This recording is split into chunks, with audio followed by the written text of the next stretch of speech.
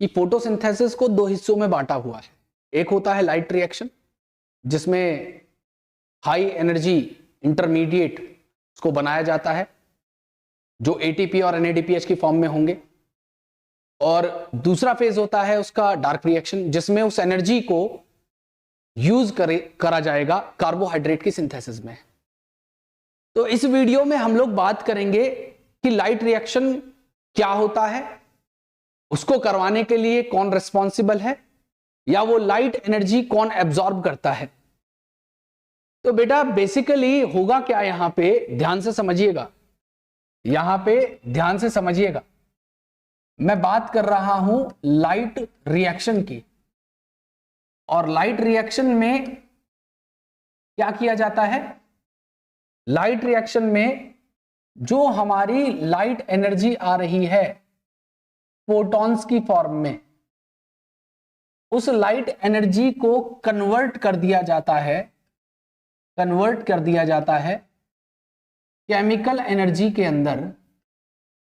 और ये जो केमिकल एनर्जी होती है ये दो फॉर्म में हो सकती है, एक तो एटीपी की फॉर्म में हो सकती है, दूसरी ये NADPH की फॉर्म में होती है, तो यहां पे क्या होगा, मेरी बात ध्यान से सुनिएगा। यहां पे इसमें तीन मेन इवेंट्स होते हैं। सबसे पहला काम यहां पे होगा क्या, कि जो लाइट को एब्जॉर्ब किया जाएगा, उस लाइट को एब्जॉर्ब करने के लिए कुछ पिगमेंट प्रेजेंट होते हैं।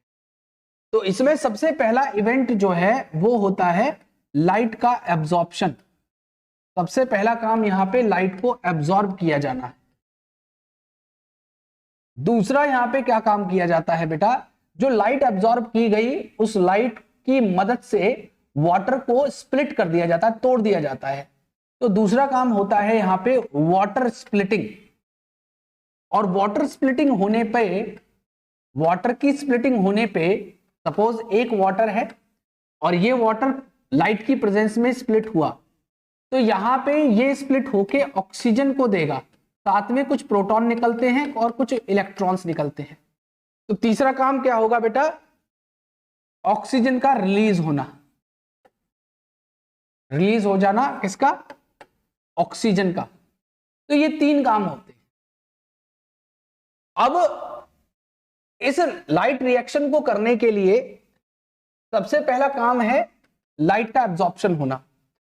और बेटा लाइट को एब्जॉर्ब करने के लिए बेसिकली कुछ हमारे पिगमेंट्स के ग्रुप प्रेजेंट होते हैं, जिन्हें हम लोग नाम देते हैं फोटोसिस्टम या पिगमेंट सिस्टम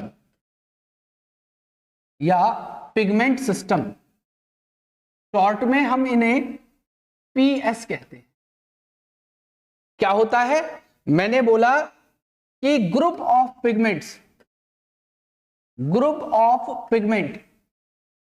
पिगमेंट का एक ग्रुप मिलके किसी पिगमेंट सिस्टम को बनाता है। अब इस पिगमेंट सिस्टम में क्या क्या प्रेजेंट होता है, तो किसी भी पिगमेंट सिस्टम में सबसे पहला हिस्सा प्रेजेंट होता है जिसे हम रिएक्शन सेंटर कहेंगे, और दूसरा यहां पे पार्ट होता है जिसे हम लोग कहेंगे लाइट हार्वेस्टिंग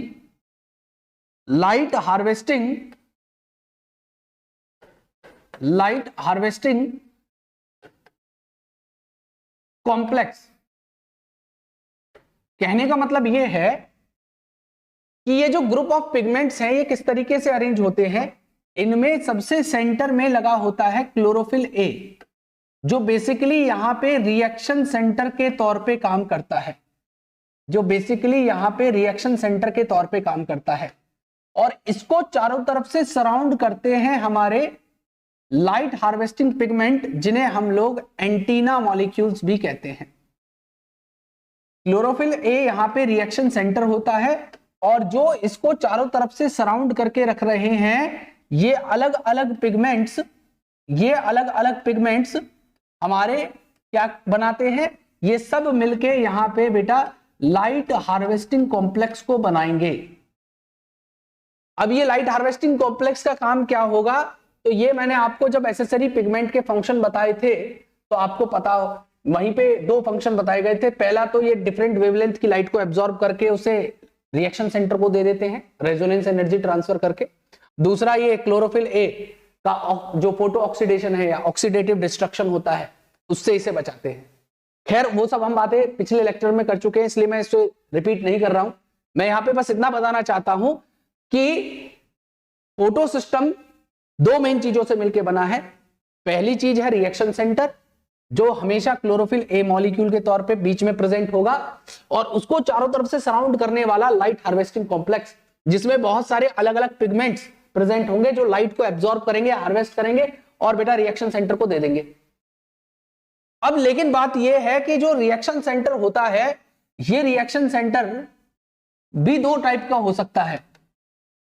अगर हम बात करें फोटो सिस्टम 1 की, तो फोटो सिस्टम 1 का जो रिएक्शन सेंटर होगा, ये लाइट को एब्जॉर्ब कर सकता है अप टू 700 नैनोमीटर, या इसका जो एब्जॉर्प्शन मैक्सिमा होता है वो 700 नैनोमीटर का होता है। तो हम फोटो सिस्टम 1 के रिएक्शन सेंटर को P700 कह देते हैं, और जो रिएक्शन सेंटर फोटो सिस्टम 1 या पिगमेंट सिस्टम 1 सेकंड का होगा, उसका एब्जॉर्प्शन मैक्सिमा 680 नैनोमीटर होता है। तो हम उसे P680 नाम दे देंगे। और लाइट हार्वेस्टिंग कॉम्प्लेक्स भी दो चीजों से मिलकर बना होता है। इसके अंदर हमारी प्रेजेंट होती है बेटा कुछ लाइट हार्वेस्टिंग पिगमेंट, और साथ में एसोसिएटेड होंगी कुछ प्रोटीन,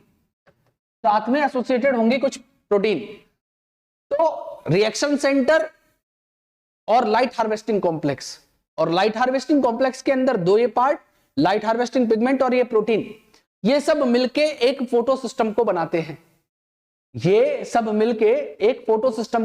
हैं। तो हम फोटो सिस्टम को उनके एब्जॉर्प्शन मैक्सिमा के बेसिस पे या उनके रिएक्शन सेंटर के एब्जॉर्प्शन मैक्सिमा के बेसिस पे दो कैटेगरीज में बांट देते हैं।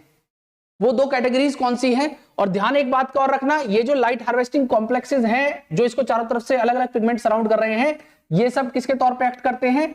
ये सब एंटीना मॉलिक्यूल के तौर पे एक्ट करते हैं। एंटीना मॉलिक्यूल का काम क्या होता है? जिस तरीके से एंटीना लगाते हैं ना सिग्नल्स के लिए, इस तरीके से सिग्नल्स को कैच करता है ना एंटीना, इसी तरीके से यहां पे जो पिगमेंट्स हैं ये सब क्या करेंगे?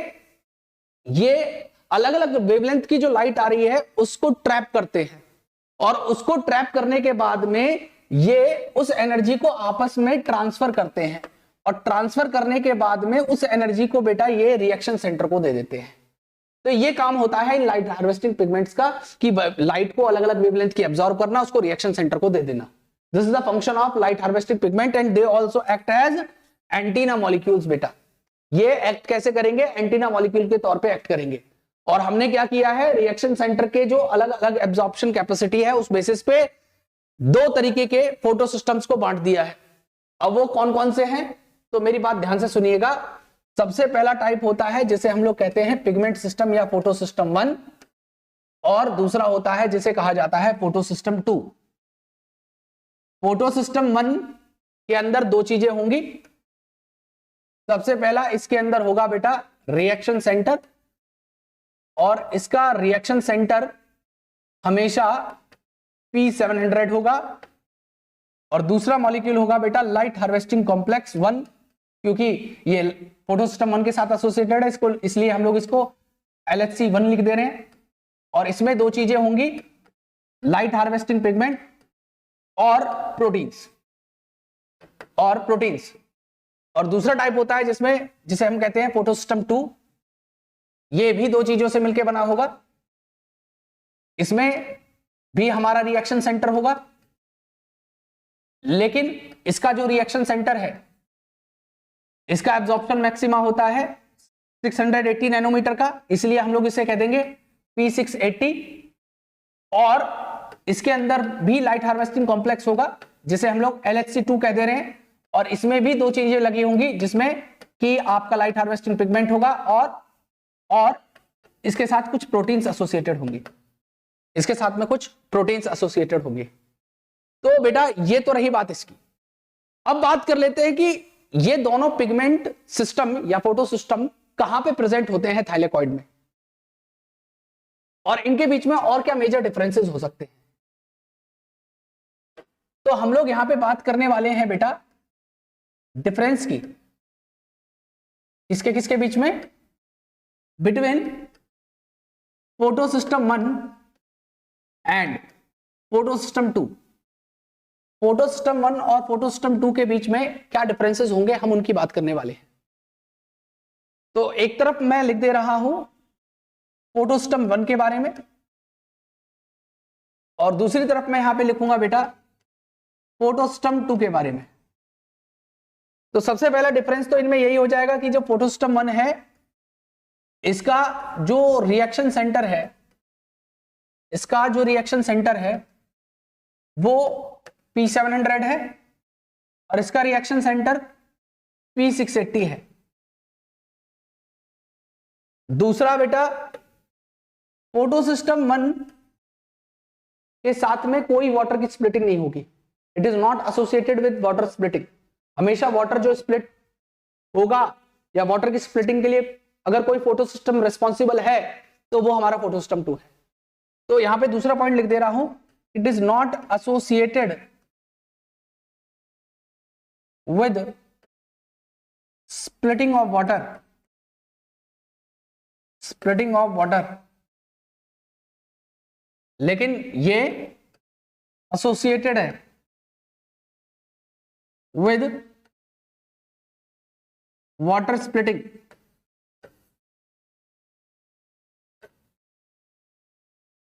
उसके अलावा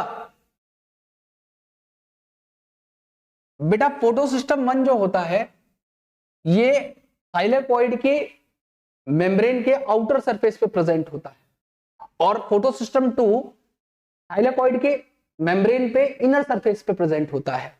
तो it is present on outer surface of thylakoid membrane,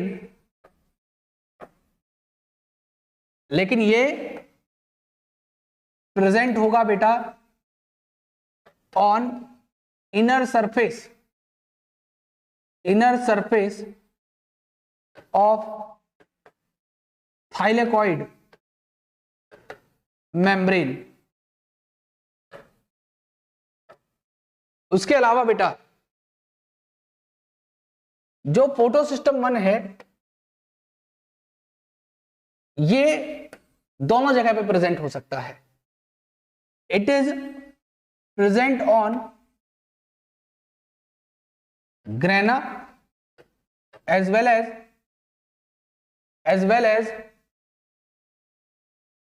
it is present on grana as well as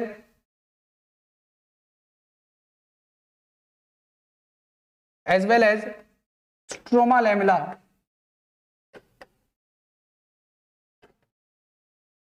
और जो फोटो सिस्टम 2 है बेटा it is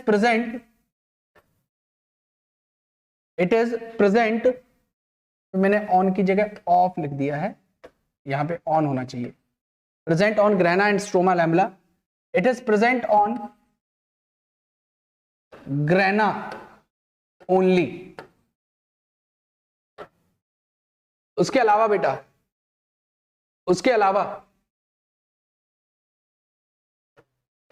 photo system 1 associated है बेटा साइक्लिक और नॉन साइक्लिक दोनों फोटोफॉस्फोराइलेशन में, लेकिन जो फोटो सिस्टम 2 है ये केवल इन्वॉल्व होता है नॉन साइक्लिक फोटोफॉस्फोराइलेशन में। अब ये साइक्लिक और नॉन साइक्लिक के बीच में क्या डिफरेंस है ये आपको मैं बताऊंगा।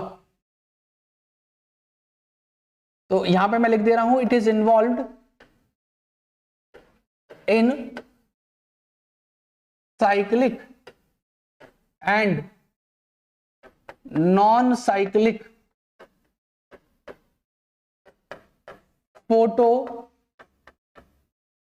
फॉस्फोराइलेशन, लेकिन ये इन्वॉल्व होता है, it is involved in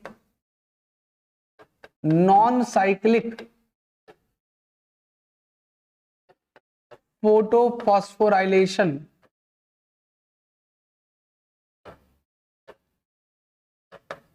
only. ये केवल नॉन साइक्लिक फोटोफॉस्फोराइलेशन में इन्वॉल्व होगा। अब ये दोनों क्या होते हैं बेटा, पहले सबसे पहले तो फोटोफॉस्फोराइलेशन टर्म क्या है इसका मतलब जान लीजिए।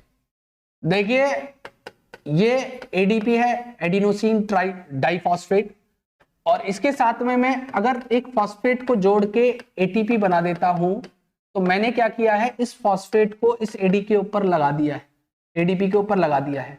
तो इस फॉस्फेट को लगाने के प्रोसेस को हम लोग फॉस्फोराइलेशन कहते हैं। किसी फॉस्फेट को इसके ऊपर लगा दिया तो फॉस्फोराइलेशन हो गया, लेकिन ये फॉस्फोराइलेशन लाइट की प्रेजेंस में हुआ, इसीलिए इसे फोटोफॉस्फोराइलेशन कह देते हैं। तो फोटोफॉस्फोराइलेशन दो तरीके से हो सकता है। एक फोटोफॉस्फोराइलेशन तो वो होता है जिसमें दोनों फोटोसिस्टम होते हैं, एक तो होता है जिसके अंदर बेटा दोनों फोटोसिस्टम इन्वॉल्व होते हैं, और एक होता है जिसके अंदर केवल एक फोटोसिस्टम इन्वॉल्व होता है। तो बात कर लेते हैं जो हमारा साइक्लिक फोटोफॉस्फोराइलेशन होता है, इसमें क्या होगा, ये हमारा फोटोसिस्टम है। अभी मैं आपको केवल ओवरव्यू दे रहा हूं, ये पूरा एक टॉपिक है जिसे मैं एक अलग वीडियो में कवर करूंगा, बस साइक्लिक और नॉन साइक्लिक के बीच में डिफरेंस बता रहा हूं। तो यहां पे क्या होगा, इस फोटोसिस्टम के ऊपर लाइट गिरी, तो लाइट इस फोटोसिस्टम के ऊपर गिरने के बाद में यहां से जो इलेक्ट्रॉन है वो निकल जाता है।